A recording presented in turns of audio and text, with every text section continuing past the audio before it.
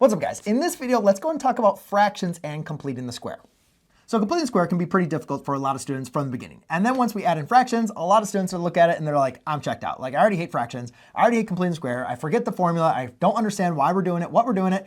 I just don't want to do completing the square and fractions. It's like the worst of both worlds. So what I want to do in this video is just kind of go with you step by step. You know, it's a fairly decently easy problem for completing the square with fractions, but I want to kind of give you that foundation. So therefore, as we move into more difficult examples, or you explore examples on your own, that you're going to feel more comfortable. So the first thing I want you to recognize, the reason why we're going to have fractions here is because my middle term is going to be an odd number, right? And if you remember when we're completing the square, the one rule we want to follow is that b divided by 2 squared. Now, when we're referring to b, what we're referring to is the coefficient of my linear term. Remember, we have a coefficient of our quadratic term, our linear term, and our constant. So anytime that our coefficient of our linear term is going to be odd, we're going to be dealing with fractions. It's just the way that it is. So it's good to know, like if you do have to complete the square and you recognize that you do have an odd number, you know, buckle up, here comes the fractions. But again, let's just kind of work through this step by step. And I want you to be able to understand how we can be able to do this. Because right now the fractions is not the hard part, right? Right now, all we're simply going to do is take 5 divided by 2 and then square it. Okay, so remember, I can't divide 5 by 2, right? So I'm just going to leave it as 5/2 and then square it. And just remember, when you are squaring a fraction, you're going to have to square the numerator as well as the denominator, right? 5/2 squared is 5/2 times 5/2. Numerator times numerator, denominator times denominator. So that's going to give me a 25/4. Now, remember what that number is that is the number that is going to complete the square. So what we're going to have to do is we're going to have to add that inside the parentheses of my first two terms, right? So what we're going to do is we're going to now rewrite this. We're going to take this problem and I'm going to add these parentheses here because that's the value we're going to want to create that perfect square trinomial. Okay, so you can see that I left a little bit of space here and I left that plus, right? Because that's what we call like the plus c, the value that completes the square.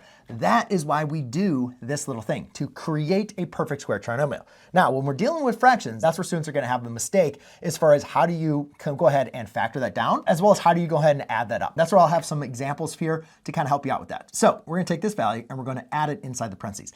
That is gonna create our perfect square trinomial. However, just remember we have an equation here, right? You just can't randomly add a number into one side of an equation. You either have to add it on both sides or you can add it and subtract it. Okay, so you can do both operations that is still preserving our equation. So when we do that now we're gonna have something that's gonna look pretty difficult with the fractions, but here's gonna come some tips to be able to help you figure that out. Okay, so now you see we have a perfect square trinomial that we're going to need to factor this down. And we have a 1 minus 25/4. All right, so here's your tips with dealing with the fractions, okay? Right up to this point, fractions really haven't been able difficult. Like we just had to write them, but like squaring them's not too bad, right? Adding them, subtracting them on an equation, that's not too bad. The problem is like, how do we factor this down to a binomial squared? Because if you know anything about completing the square, you know that this is now a perfect square trinomial. This can now be factored down. So what I want you to remember is that you can always follow this pattern with perfect square trinomials when you are factoring them down. Now, this is a perfect square trinomial. This perfect square trinomial can be factored down into the binomial squared of x plus 3 quantity squared, right? Because x plus 3 times x plus 3. So what I can do is I can always factor down a perfect square trinomial. As long as I know it's a perfect square trinomial, which I know this is by go ahead and rewriting my b, dividing it by 2. So this is the way that work looks like. It works every single time. So that's a cool thing. And again, also, if we were to just replace this 6 with a -6, right, then this would be x minus 3, right? So what we could also do is just use a plus or minus to represent this for all perfect square trinomials. That is so incredibly important because when you get to a problem like this, students are like, I have no idea what two numbers multiply to give me 25/4, right? And then add to give me 5. Like that's confusing. Like here, it's easy. What two numbers multiply to give you 9, add to give you 6? It's 3. It's obvious. Here, when you're dealing with fractions, like your brain's about to explode, like, I don't know, I hate fractions. Like, I can barely even add 2 of them with common denominators. Like, now you want me to factor with fractions?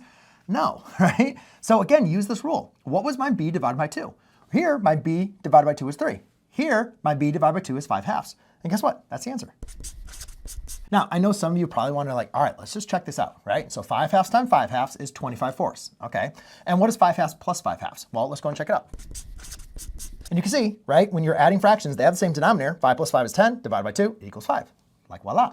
Now, the last part is going to come up to is this 1 minus 25/4. How do you multiply a whole number minus a fraction? One of my most popular videos ever made on YouTube was subtracting a fraction, or for subtracting whole numbers and fractions. It was crazy because one of those things is it's something that students forget all the time. They forget how to deal with fractions as well as with integers. So what I like to always do is, yeah, when you have fractions and integers, you got to be able to rewrite them both as integers or both as fractions. Now, typically, if you're dealing with a fraction, to write it as an integer, you're going to have to, you can't really, you're going to have to use like a mixed number format, which I think in my opinion is more crazy or more confusing to think about. So what I like to do is just rewrite your whole number as a fraction. And again, what you want to do is rewrite your fraction with the same denominator, because if you have it in the same denominator, then you just apply the operation to the numerator. So all I'm going to simply do in this case is I'm just going to rewrite 1 as a 4 over 4, right? Because 4 divided by 4 is equal to 1, right? Now you can see, just like we did over here, 4 minus 25 is going to be a negative 21 over 4. That is going to be my value for this expression.